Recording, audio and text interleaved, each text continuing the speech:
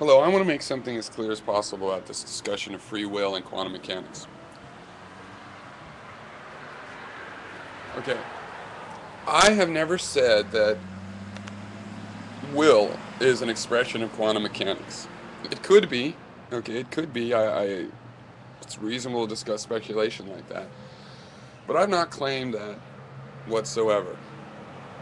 The way quantum mechanics comes into this is that the only, the only deduction or induction that there can't be free will that I have ever seen after decades of discussing this issue is a classical idea of cause and effect. That one set of causes, one set of initial conditions leads to one possible set of final or intermediate conditions. Okay, that notion of quantum of cause and effect is, it has been discredited. It does not work to explain the universe as we understand it now in detail. It is only an approximation. Okay, it could be a very good approximation, like Newtonian mechanics is a very good approximation, but it is just an approximation of something that can be expressed more accurately in quantum mechanics. And in quantum mechanics, you have probabilistic causes. You have a cause which is itself a set of possible outcomes. And which one happens, we don't know exactly how that's chosen, but we know that it's not chosen until the moment of interaction. And there's even possibility of erasing these events and sort of changing it after the fact.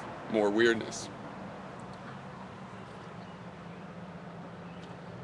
So, yeah, it's an argument of the gaps. I'm saying there's a gap still there where free will can exist. Now, people get weirdly weird relationships with the few logical fallacies they'll know of. And, atheists, like, oh, God of the gaps, you always put God in the gaps. Yeah, but see, they're redefining God. I'm not redefining will to keep it in the gap. I'm just pointing out that you guys thought you'd close the gap on will with your ancient folk wisdom, cause and effect. And you're wrong. We've discredited that cause and effect. It doesn't close that gap, and will is still in that gap, somewhere in the gap where more than one future is possible. And you need to face that too. Your idea of cause and effect is ancient. It's folk wisdom. It was taken by the natural philosophers who got it from ancient times. And they were really enamored with it. And I am too, actually. But they followed through with it. And when they did that, they found that they needed a new law of cause and effect by the time they got to the modern physics and the standard model. And they had to have a new understanding. The old understanding of cause and effect, that's probably evolved into us. We've had it for a long time. That's the folk wisdom. And it's in conflict with another folk wisdom that I happen to prefer. The folk wisdom of empiricism, which is simply the common sense knowledge of if you want to learn something, more about something, get more evidence regarding it.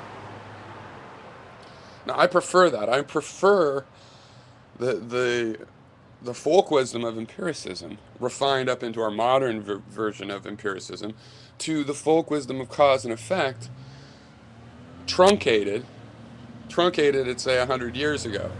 See, if you will update cause and effect, then I'll say, yeah, I like that folk wisdom too, because we can update them. We can bring them from folk wisdom and update them. There's often a reason that the human animal has come to this folk wisdom.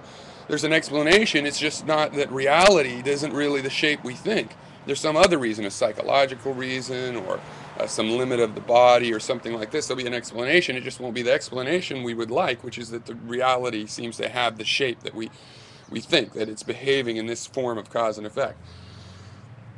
The rest of us, following natural philosophy, have updated the cause and effect. We're not entirely sure of all the implications of this new cause and effect, but we do know what distinguishes it from ancient cause and effect. And it's, determination and the relationship to probability. So anyway, to summarize, I do not argue that will is a quantum mechanical effect. That I don't do that.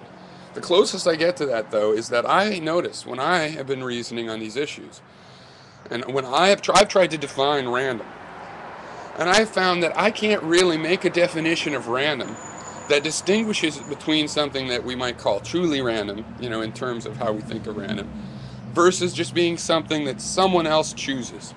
Okay, and this is what Gary and a lot of others have noticed too. They're like, oh, it's not really random, you just don't know all the facts.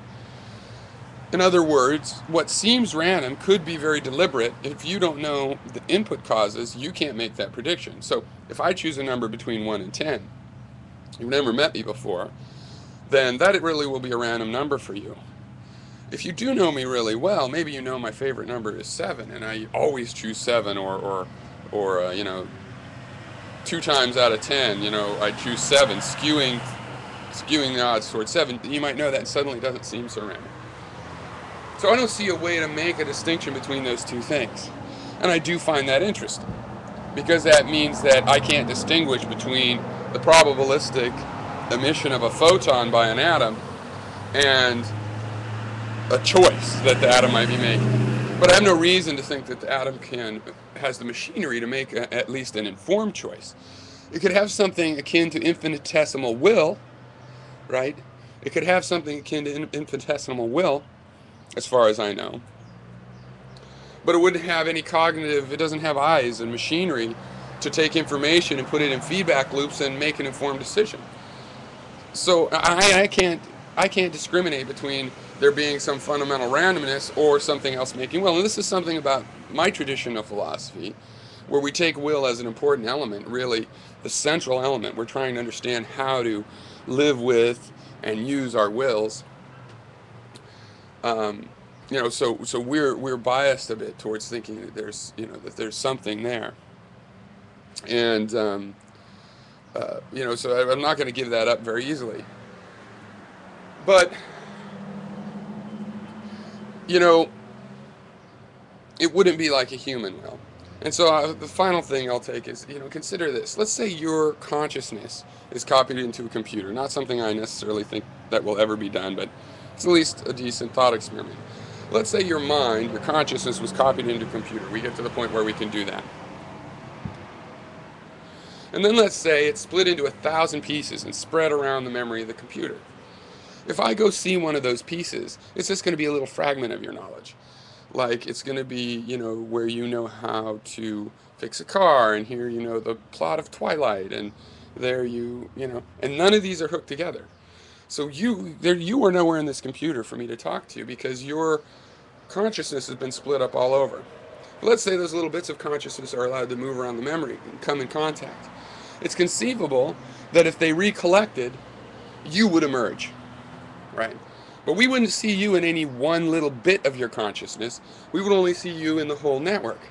And that's the same way that it's at least conceivable that some sort of an infinitesimal will that was not expressed as a full personality, it didn't have a mind, so it's not the kind of consciousness and will that humans have, a macroscopic consciousness, but a microscopic, a nanoscopic, a infinitesimal, discrete element of will that is not expressed as will, just like a part of your personality would not express itself as you, because it's just a little part. It's just your knowledge of how to do arithmetic. And if I go look at this knowledge, this little thing that knows how to do arithmetic, I'm not going to find you. I'm not going to be in conversation with you. I might not even know it's a part of you. And when it joins all together with all the other parts, that's at the point at which your behavior emerges. So the fractional parts of you in isolation, of course, are not capable of being you, a complex being, when all those parts are in relations. So, that's the possibility of how will could be coalescing. That in small parts, it's too isolated to do anything that's similar to what we consider macroscopic will. But in collection, it does. And why would I say that? Because I'm a reductionist, and yet I don't believe properties of systems come from nowhere, they come from the parts. So I see the phenomena of will in me, and I know I have parts, and some of the parts I see a phenomena of will, the individual cells, white blood cells that are chasing down germs. I see intentionality in some parts, but if I go down smaller, let's say, the carbon atoms in my white blood cells, I don't see an intentionality anymore. And when you break a system, when you reduce a system and you break it down, and